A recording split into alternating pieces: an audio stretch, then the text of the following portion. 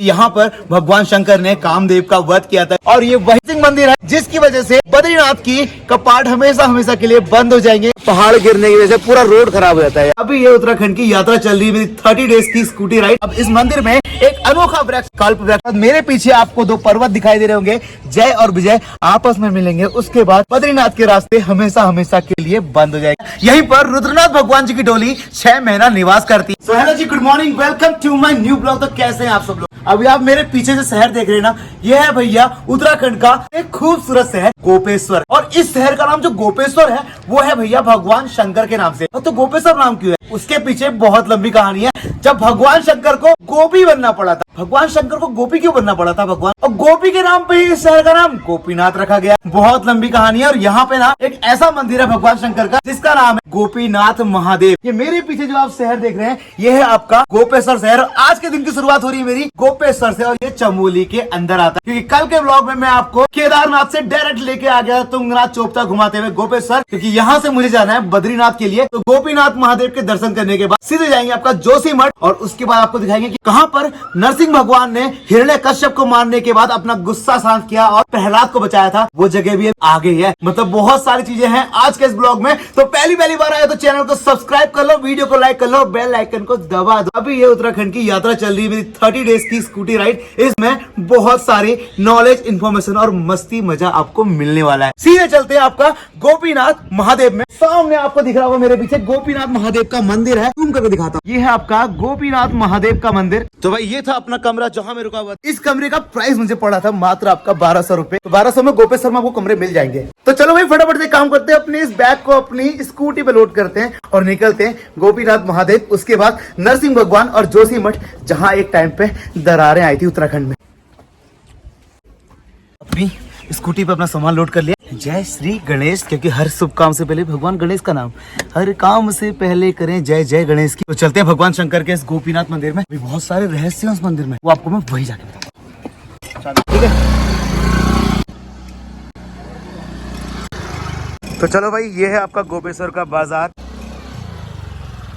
पहुंच चुका हूँ आपका मैं गोपीनाथ मंदिर के पास में। गोपीनाथ मंदिर में पहुंचने के बाद पीछे एक बोर्ड लगा हुआ है और इसमें क्या दिखाई दे रहा है, डोली, केदारनाथ भगवान जी की तरह। इसके पीछे जो कहानी है ना, जैसे केदारनाथ भगवान जी का मंदिर है वैसी 5 केदार हैं, जो आपको पता होगा, केदारनाथ, तुंगनाथ, रुद्रनाथ, कल्पेश्वर, मधमहेश्वर। और आपको इस बोर्ड में एक त्रिशूल दिखाई दे रहा होगा। इस त्रिशूल के पीछे भी ना बहुत बड़ी कहानी है, वो सब कुछ आपको गोपीनाथ मंदिर पहुंच के बताता हूँ। तो भाई पहुंच चुका हूँ गोपीनाथ मंदिर में। आप मेरे पीछे जो मंदिर दिखाई दे रहा है ये है भगवान शंकर का गोपीनाथ मंदिर।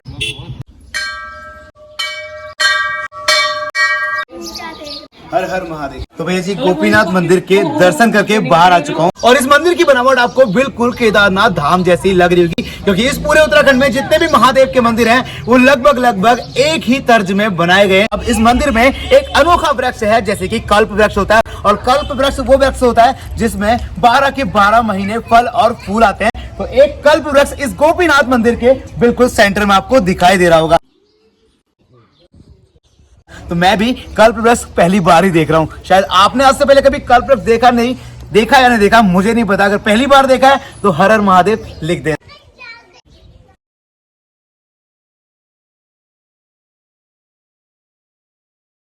तो आपको मेरे पीछे जो भवन दिखाई दे रहा है यहीं पर रुद्रनाथ भगवान जी की डोली 6 महीना निवास करती है। होली के दिन जैसी होली आपका वृंदावन में मनाई जाती है, मथुरा में मनाई जाती है, वैसी होली आपका इस गोपीनाथ मंदिर के इस प्रांगण में भी खेली जाती है। और उसके पीछे एक बहुत बड़ी लंबी कहानी है। जब भगवान श्री कृष्ण अपनी गोपियों के साथ होली खेल रहे थे तो भगवान शंकर ने कहा कि मुझे भी भगवान कृष्ण के साथ होली खेलनी है और रिक्वेस्ट करी, लेकिन गोपियों ने उनको साफ साफ मना कर दिया। उन्होंने बोला कि भगवान कृष्ण के अलावा और दूसरा कोई पुरुष हमारे साथ यहाँ पर होली नहीं खेल सकता। उसके बाद जाकर भगवान शंकर ने गोपी का रूप रखा, तब जाके यहाँ पे उन्होंने भगवान कृष्ण के साथ होली खेली। तब से इस मंदिर का नाम गोपीनाथ महादेव के नाम से जाना जाता है।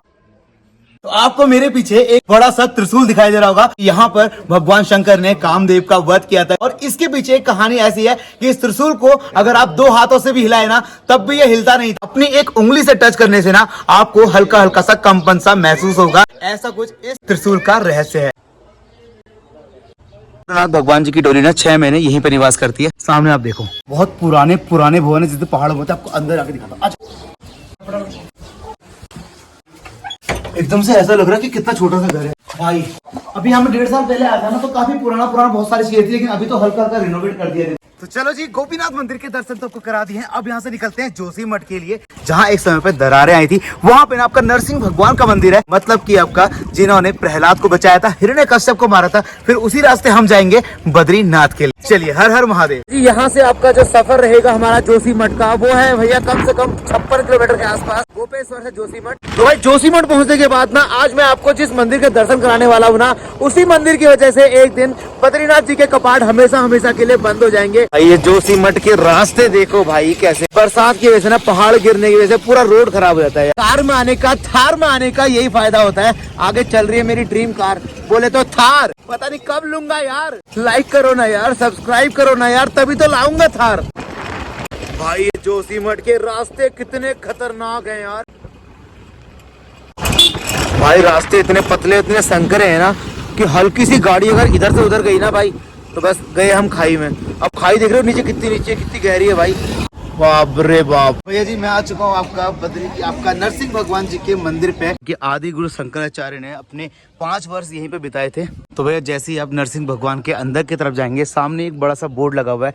यहाँ पे लिखा हुआ है कि यही स्थान आपका गंधमादन पर्वत का प्रवेश द्वार पर स्थित है, और ये वही पावन स्थली है जहाँ पर प्रहलाद की प्रार्थना से भगवान नरसिंह ने अपने उग्र रूप को त्याग कर सौम्य रूप का दर्शन दिया। तब से नरसिंह भगवान यहीं पर विराजमान है। नरसिंह भगवान जी के दर्शन करके आते हैं।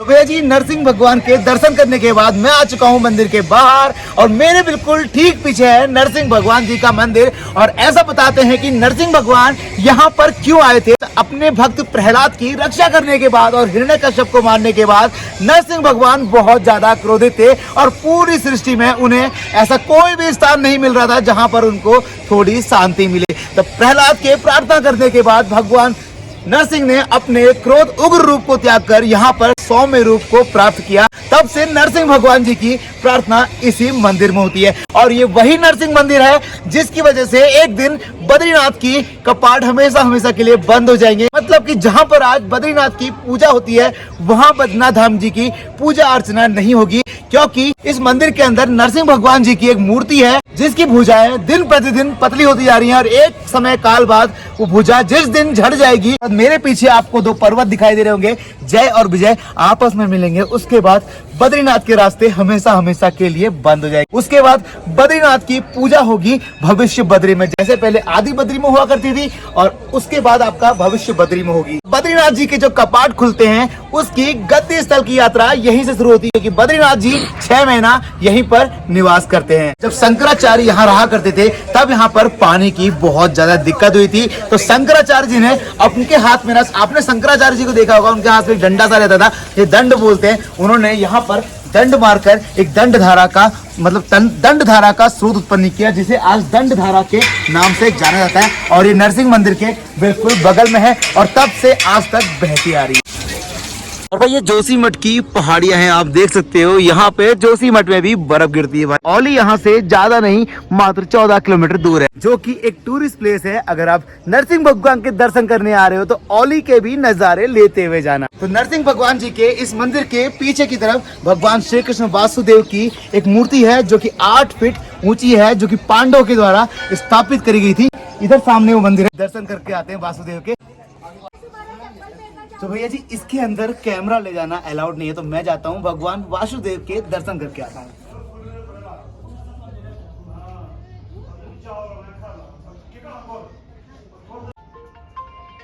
तो भैया जी, आज के ब्लॉग में इतना ही, और कल मिलता हूं फिर आपसे एक नए ब्लॉग में। क्या आपको पता था एक ऐसे मंदिर के बारे में जिसकी वजह से बद्रीनाथ के कपाट आगे जाके बंद हो जाएंगे? क्या आपको पता था कि एक ऐसा मंदिर भी है जहां पे कामदेव का वध किया था? अगर नहीं पता था तो मुझे बताओ कमेंट सेक्शन में। और उत्तराखंड में आपको क्या देखना है, उत्तराखंड में आप कहां से मुझे देख रहे हो इस समय, मुझे अपना जगह और लोकेशन कमेंट सेक्शन में बताना। और उत्तराखंड में क्या क्या देखना चाहते हो मुझे लिखो कमेंट सेक्शन में, फिर आपको बारी बारी से 30 दिन की यात्रा में सब दिखाया जाएगा, ठीक है? लेकिन कमेंट में आपका ओपिनियन जरूर होना चाहिए। आप इस समय देख कहां से रहे हो? मैं बाय बाय।